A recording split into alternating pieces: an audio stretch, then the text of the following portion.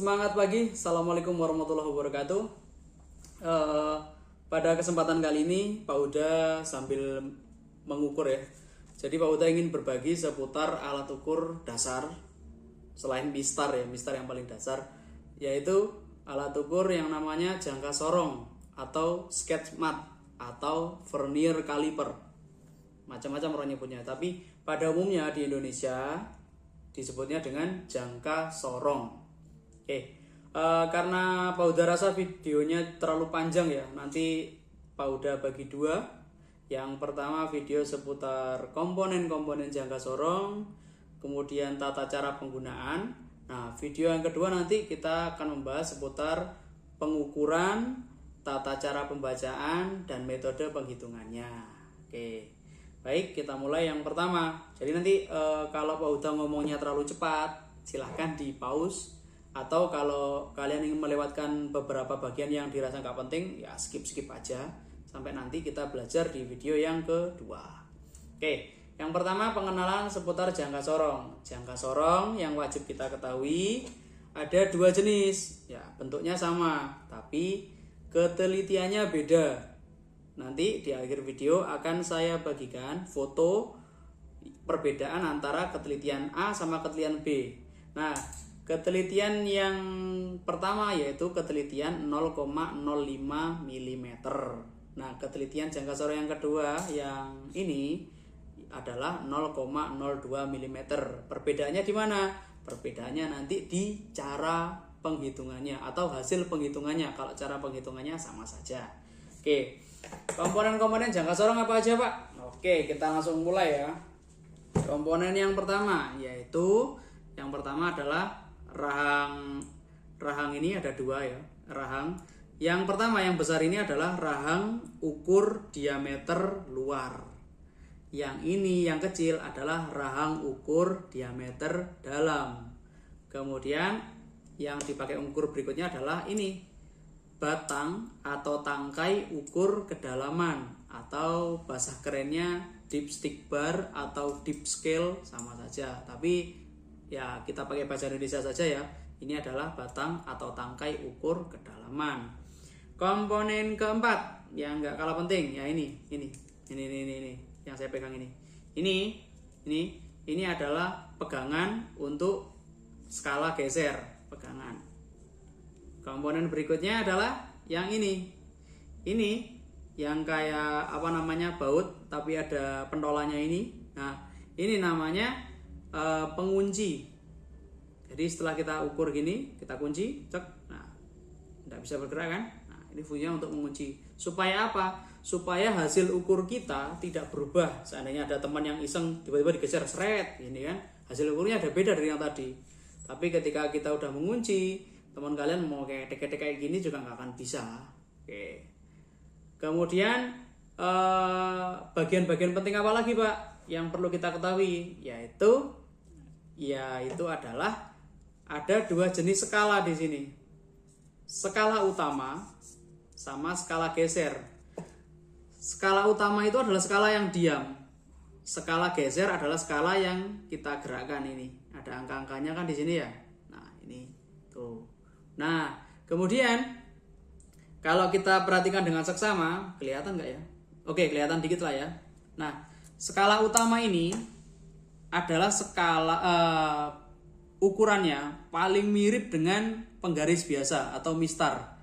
Ya, ini 1 cm, 2 cm, 3 cm. Nah, tapi pada penggaris atau mistar biasa, satuannya itu kan centimeter ya. Nah, kalau jangka sorong kita pakai satuan milimeter. Makanya angka yang muncul di sini itu adalah 0, 10, 20, nggak kelihatan ya. Nanti kita lihat aja. Atau kalau kurang referensi cari di Google aja. Biasanya angkanya 0, 10, 20, 30, tapi satuannya adalah milimeter. Kalau penggaris biasa satuannya sentimeter. Nah, ini skala utama. Yang berikutnya ini skala nonius atau skala geser. Nah, ini kenapa disebut seperti itu? Ya karena ini komponennya bergeser, makanya disebut skala geser. Nah, fungsi dari skala geser atau skala nonius ini adalah menentukan nilai di belakang koma setelah skala utama kita hitung. Bagaimana caranya? Nanti di video kedua. Nah, di video pertama ini mungkin pendek gitu aja, pengenalan sama tata cara memakainya ya. Jadi nanti kita spesifik ke metode pengukuran pembacaan dari hasil ukurnya. Oke, komponennya sudah. Oh, ada satu lagi yang ketinggalan, yang terakhir tapi sangat penting kita ketahui ya, yaitu ketelitian. Di mana letaknya? Biasanya ketelitian yang saya sebutkan tadi 0,05 sama 0,02 diletakkan tertulis kalau enggak di sebelah sini, kalau enggak di sebelah sini ya, sebelah sini. Kalau enggak di sebelah sini, biasanya di sebelah sini. Kebetulan jangka sorong yang saya pegang ini letaknya ada di sebelah sini ketelitiannya nih. Kelihatan apa enggak ini ya? Di sini nih, ini agak buram ya, tapi di sini tertulisnya adalah 0,05. Nah, sama halnya dengan yang 0,02, ini yang 0,02. Ini juga terletak di sini. Nah, tapi pada prinsipnya perbedaan 0,05 sama 0,02 tanpa kita harus lihat ketelitiannya berapa sih, sudah bisa ketahuan. Ketahuannya dari mana? Nanti di akhir video lihat foto yang saya share ya. Itu ada perbedaan ketelitian 0,05 sama 0,02. Sangat jelas berbeda sekali. Nanti perbedaannya di hasil ukurnya. Kurang lebih seperti itu. Oke. Next, metode tata cara penggunaan. Yang pertama, tadi saya sebutkan 3 jenis komponen yang kita pakai untuk mengukur ya. Yang pertama yang ini, rahang yang besar, rahang yang kecil, sama batang ukur kedalaman. Yang pertama, kita mengukur diameter luar. Ini diameter luar ya. Diameter luar. Caranya gimana? Ini diameter luar. Kita kunci seperti ini. Kalau nggak yakin pas di tengah, taruh aja seperti ini. Diletakkan seperti ini. Kita putar. Kalau sudah mentok, gini ya, baru kita baca. Atau kalau nggak yakin, kunci dulu. Kunci, baru kita baca. Kurang lebih caranya seperti itu. Lalu ini cara yang pertama, diameter luar ya.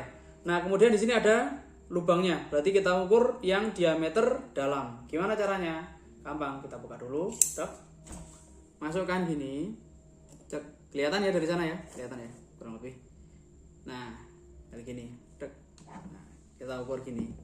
Kalian boleh pakai cara kayak gini, diputar-putar gini, tapi saya lebih suka kayak gini.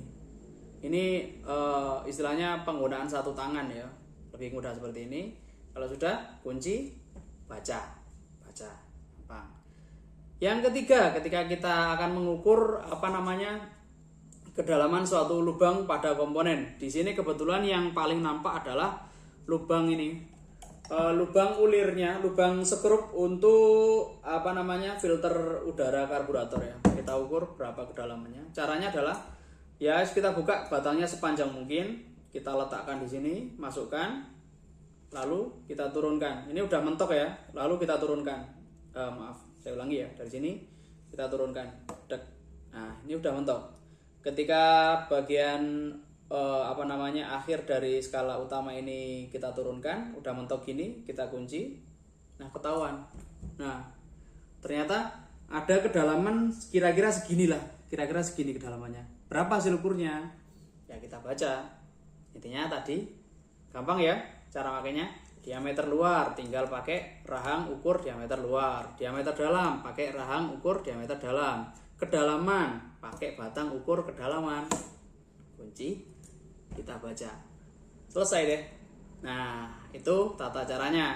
Nah, di akhir video yang saya janjikan, saya akan berikan foto dari perbedaan ketelitian jangka sorong 0,05 sama ke jangka sorong ketelitian yang 0,02. Oke, sekian dari Pak Huda. Pak Huda undur diri. Sampai jumpa di pertemuan berikutnya. Semangat pagi. Wassalamualaikum warahmatullahi wabarakatuh. Adios.